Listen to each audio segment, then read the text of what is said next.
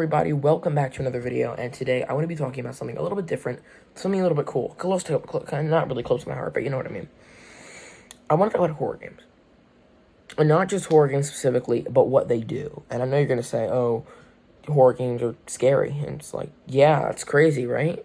But I want to talk about kind of the mechanics of horror games and how we associate as people certain sounds and events in horror games as bad things or good things, but mainly bad things. I want to use Resident Evil Village as an example. Resident Evil 8, whatever you want to call it, Resident Evil Village, because I'm at the moment playing through it as for my second time. I'm a really big Resident Evil guy. Back to the chase. So you know that sound effect. If you played Resident Evil Village, you're gonna know exactly what I mean. But I'm gonna play the sound effect here. If you know this sound effect, that sound effect. Now, for you Resident Evil players who have played Resident Evil like 7 or 8, you know that sound effect. That means you've acquired an item.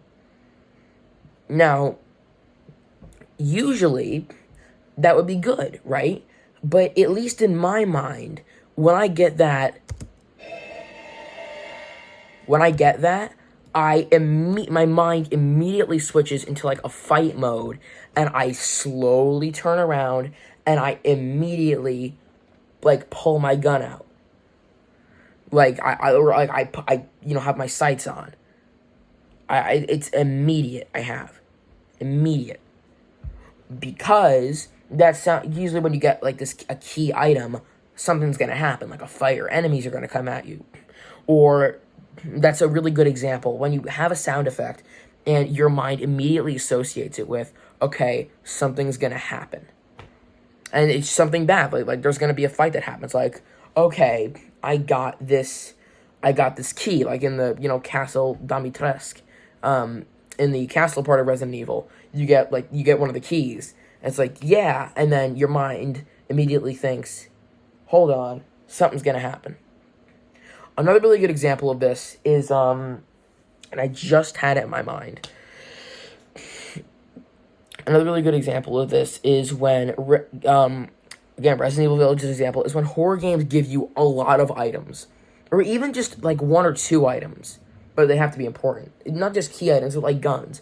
So like when horror games give you like in a specific spot, they have like a room. They give you like a new gun maybe, and some ammo, or a ton of ammo, and some like healing stuff, and maybe a save station is in there, maybe not. But like when a horror game gives you a bunch of stuff, your mind immediately snaps and it's like, uh-oh, some shit's about to go down.